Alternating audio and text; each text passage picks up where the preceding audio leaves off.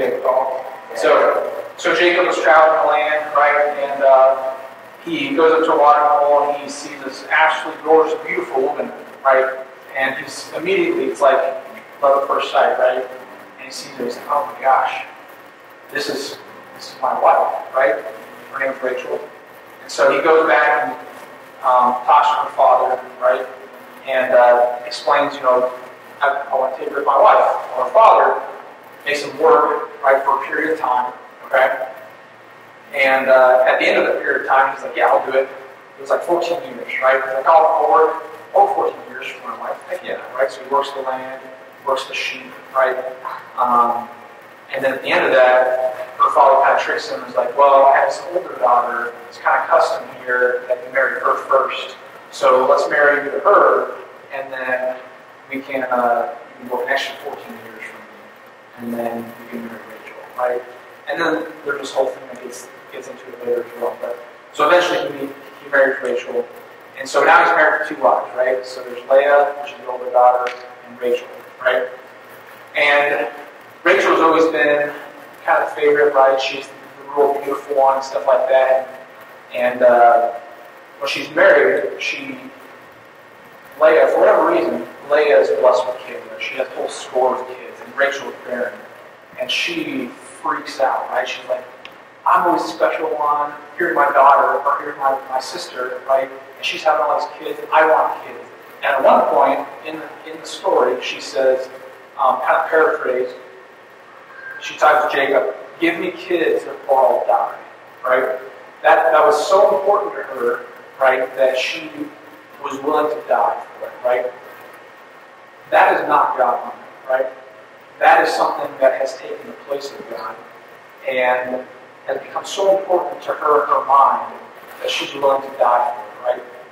And that willing to die for something doesn't have to reach that point, right? But what is it that we are placing in our lives that is taking that place, right? That emotion, that drive, that passion, right? That's what we should be for God, right? His purposes and seeking Him and stuff like that, right? And that's what honoring God means. And if we're not doing that, what are we putting in place of that? Okay? So for me, going back 1985, when I was born, at the height of great music, right? And then it kind of tapered off from there. Just saying, right? I remember the song, Spinning Right Around, Baby. Yeah, that was 85, right? And actually, no, I was like 6, right? My friends found this magazine in his dad's bed, and I remember he showed it to me, and I'm thinking back 6 years old. My son's almost 6 years old, right? How would I know what that was? But I knew instinctively that I should not look at that, right? That I was already a Christian prior to that, right? I accepted God at 4 or 5, right? And somehow instinctively knew that I shouldn't look at that. So that kind of went away. So then at 11, my parents, they had to go bankrupt. You guys know what that is? So yeah, they owed a bunch of money on stuff. Couldn't pay it off because my dad lost a job, and as a result, they had to file bankruptcy. And then we were kind of moving every 1 to 2 years, just not really on the street, right? We went from upper middle class to low middle class, maybe not even middle class anymore, and nearly lived on the street multiple times because just financial situation. In California is where we were living. This housing market went crazy. It went from $150,000 for a house to $600,000 for the same house within 8 years, right? It was crazy. And my parents started working all the time, right? My mom used to be home, and now she's working, and I saw them hardly at all. I was the oldest, right? So I was expected to help kind of raise my sisters and kind of raise myself, right?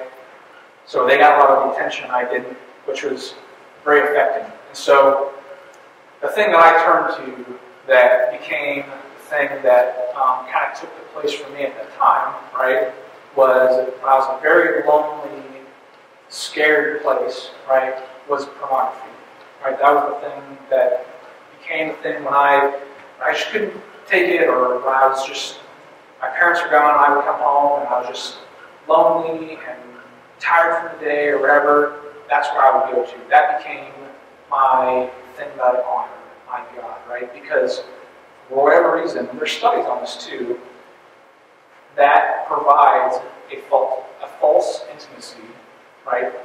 That a relationship, right, a marriage would only provide, right? And that's kind of seeking that false intimacy. And so that is like a temporary thing. What's up, Bill? Is it like the escapism you're talking about? Yep, exactly. Yeah. So yeah, we talked about escapism the other week, right? And that's basically what that is, right? You're escaping into kind of like this, not really ultimate reality, but you're escaping from your problems, seeking that fake intimacy. And so that's what I did, right? And that's what I gave my heart to, right? I didn't guard it, right? The Bible tells us to guard our hearts above all else, right? And I did not do that. I allowed that into my life, and that kind of ruled my life from like 10 years old all the way up to like 7 years ago, 6, 7 years ago, right? So, what is it? Almost 15 years, right? That's not right. 12 years, right? But that's why that was the big thing for me. And I still struggle with escapism today, right? With things guiding my heart in that direction, right? Taking my heart away from God, right? So when you guys struggle with things and say, something's difficult's going on at school or with your family, right? You guys are going through a rough time, and you're really scared or frustrated or anxious or whatever, what's that thing that you turn to? Where do you seek comfort, right? That's the thing that you're honoring. And that's what I was honoring. And I struggle with that even to this day. It may be from different things, but I still struggle with that. So that's the honoring portion. When I came back home, and I kind of relapsed back to pornography, and my wife and I decided before we had our first son, my 5-year-old up there, before we had our first son, I wasn't going to do that. I was going to get help. And so I told her I was getting help. I really wasn't. And I was back into it again. And we had my first son, we got pregnant. And despite the fact that I was lying and telling that I was getting help and I wasn't, and I was clean, but I wasn't. And she found out because I forgot to go read some stuff, right? She saw it when she came back, and that devastated her to the point where she almost left me, right? As a result, and she didn't want to raise her son in that environment. And that was kind of like the defining moment that made me go to help, right? So that was another moment where a very difficult time. And even in that moment, even though I got help, even though I went to secular 12-step program and everything, that thing that motivated me to seek God and trust Him, right, with my life.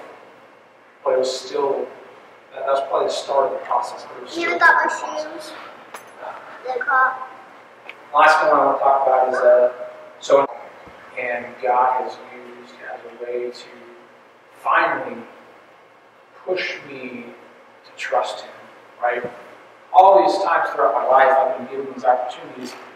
We look at these things like, why am I in this situation again, right? Why am I in this scenario? All I need to do is get out of this situation, this difficult situation, and then I can go do my God thing, right? Once I get fixed, I can go do my God thing. But that's not what God wants to do, right? God calls us to come to Him when we're broken, right? That's the whole reason why He's there. That's the whole reason why Jesus died on the cross, right? Because we were broken, we couldn't come to Him on our own. So during this moment, these last 3 years, has really been the defining moment when I've given my heart to Christ